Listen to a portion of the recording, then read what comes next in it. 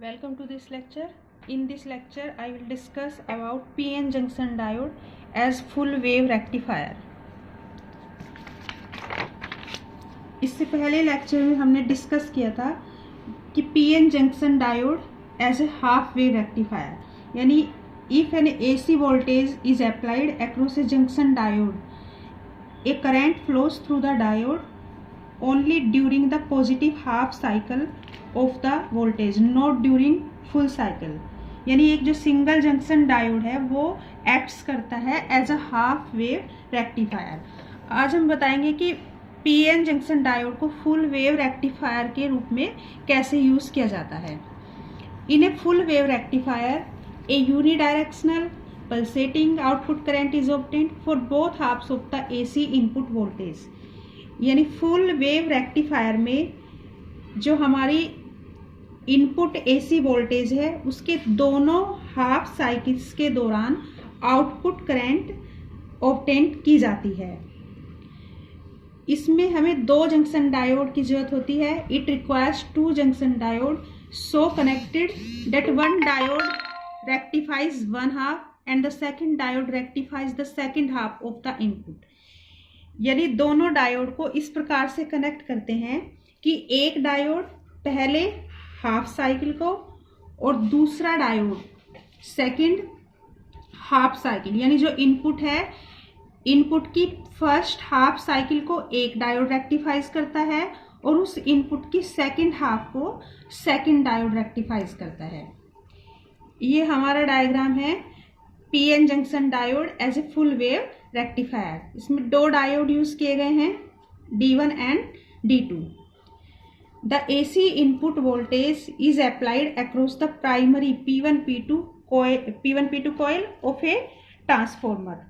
यानी जो हमारा AC इनपुट वोल्टेज है वो अप्लाइड किया गया है एक ट्रांसफॉर्मर की प्राइमरी कॉइल P1P2 के द्वारा. The terminals S1 S2 of the secondary coil, यानी जो ट्रांसफॉर्मर की सेकेंडरी कॉइल है उसके टर्मिनल S1 और S2 इस तरह से कनेक्टेड हैं. S1 S2 of the secondary coil are connected to the P type crystals of the junction diode D1 and D2. यानी S1 हमारा जंक्शन डायोड D1 के P टाइप क्रिस्टल से connect है और सेकेंडरी कॉइल का जो S2 terminal है वो जंक्शन डायोड D2 के P टाइप क्रिस्टल से कनेक्ट है. ये जो दोनों जंक्शन डायोड हैं D1 एंड D2, इनके जो N टाइप क्रिस्टल्स हैं, ये D1 का N टाइप क्रिस्टल और ये D2 का N टाइप क्रिस्टल, ये आपस में कनेक्ट हैं दोनों. और जो हमारा लोड रेजिस्टेंस RL है, लोड रेजिस्टेंस RL को डायोड D1 और D2 के N क्रिस्टल्स को जोड़ने वाले वायर्स और जो हमारा सेकेंडरी कॉइल S1 S2 का सेंट्रल टेप टर्मिनल T इसके बीच जोड़ा गया है. यानी RL को D1 D2 के N क्रिस्टल को जोड़ने वाले वायर और जो S1 S2 उसके सेंट्रल टेप टर्मिनल T के बीच जोड़ा गया है. तो इस तरह से ये हमारा सर्किट डायग्राम है PN junction diode as a full wave rectifier का. अब ये वर्क कैसे करेगा इसके बारे में बताएंगे. During the first half cycle of the AC input voltage terminal S1 is suppose positive relative to T and S2 is negative. यानी हम फर्स्ट हाफ साइकिल में ये मान के चलेंगे कि जो हमारा S1 टर्मिनल है वो T के सापेक्ष, जो सेंट्रल टेप टर्मिनल है T के सापेक्ष पॉजिटिव है और जो हमारा टर्मिनल S2 है वो सेंट्रल टेप टर्मिनल T के सापेक्ष नेगेटिव है.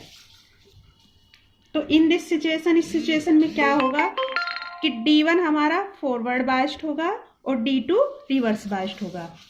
यानी जब ये पॉजिटिव है तो P हमारा पॉजिटिव और ये वाला हमारा नेगेटिव है S2, तो नेगेटिव से हमारा P कनेक्ट है. तो ये junction diode D1 forward biased और जंक्शन डायोड D2 हमारा रिवर्स्ड बायस्ड हो गया.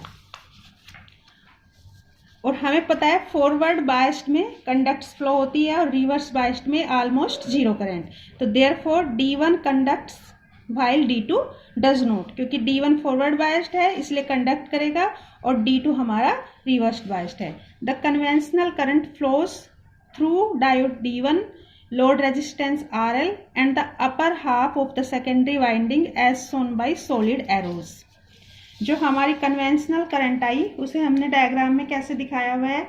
जो हमारी करंट होगी वो diode D1 load resistance RL और जो हमारा सेकेंडरी का अपर हाफ है उसमें हमने ये सॉलिड एरो से दिखाई हुई है। तो ये हमारी फर्स्ट हाफ साइकिल की बात हुई। अब हम बात करेंगे सेकेंड हाफ साइकिल की। सेकेंड हाफ साइकिल में क्या होगा हमारा, during the second half cycle of the input voltage S1 is negative to T and S2 is positive to T। यानी सेकेंड हाफ साइकिल में हम क्या लेंगे कि जो हमारा टर्मिनल S1 है वो सेंट्रल टेप टर्मिनल T के रेस्पेक्ट में नेगेटिव है और terminal S2 central tape terminal के सापेक्ष पॉजिटिव है।